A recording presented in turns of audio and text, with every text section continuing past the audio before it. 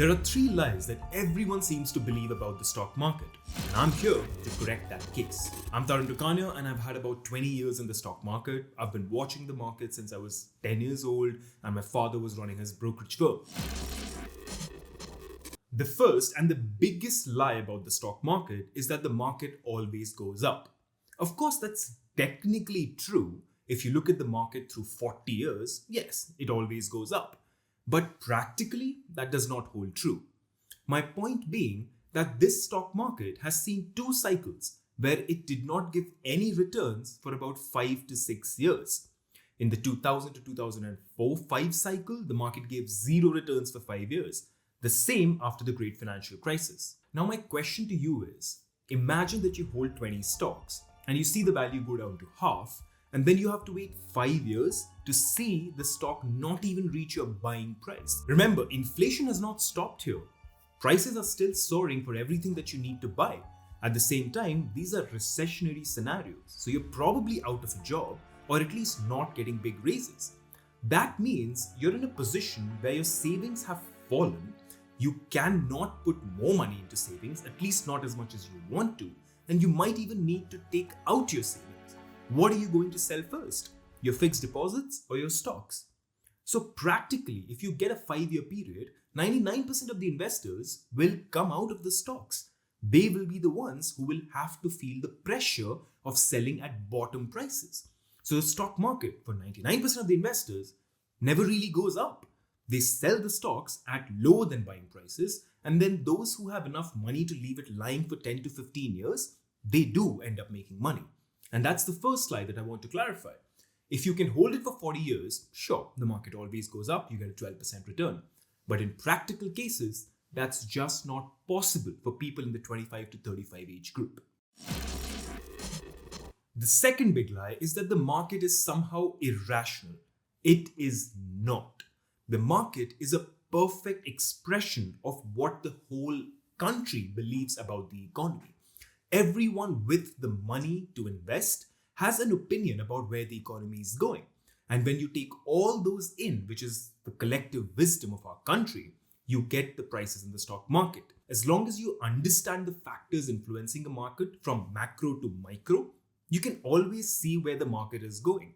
It might take 1 month or 3 months for that to happen, for your scenario to play out, but it will play out. And once you take away that irrationality, you take away the excuse for your biggest losses. And that's how you get ownership of everything that happens in the market. You lose 15%, well, that happened because your research was wrong. Not because somehow the market has done something nobody could have predicted. There were people who predicted it. You might make losses once in a while here or there, but that's just life. You're going to make some losses no matter how much research you do. On average though, you can make some stellar returns once you get this confidence that the market is going to do the right thing eventually. For example, in 2021, I was foolish enough to go into IT stocks somewhere in September. I thought that the market will not correct as much as it did, especially that the Fed would never raise rates as much as it did. But I did not look at history enough. That was my fault. That was not the Fed doing something nobody could have expected. We all saw inflation. We should have known that the Fed will raise rates. I did not. And that's why I suffered a loss. This time around, I'm wiser now. I'm looking at more factors. So I believe that now the returns I'm making are because I made that loss and took accountability for it. And that's what I want you to do as well. The market is not irrational. That cannot be an excuse for losses. Find the research that you need to do, go deep into it, and eventually when you come out on the other side, you'll have all the information you need to make the right decisions.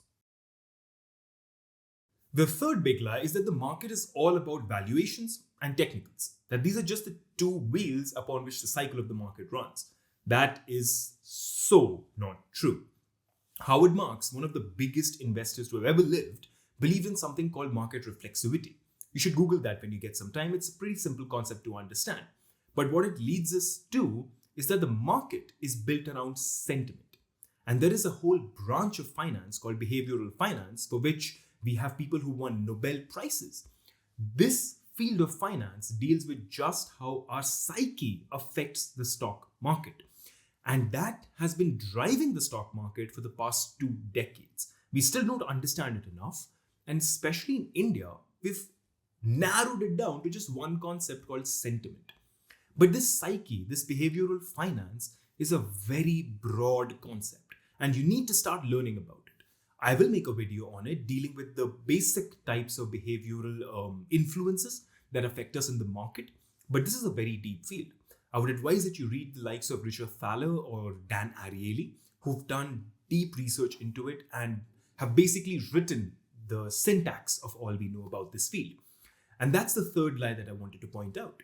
The market is about psychology as much as it's about numbers and maths. So we have to understand that aspect if we want to know why the market went to such highs in 2021 before correcting.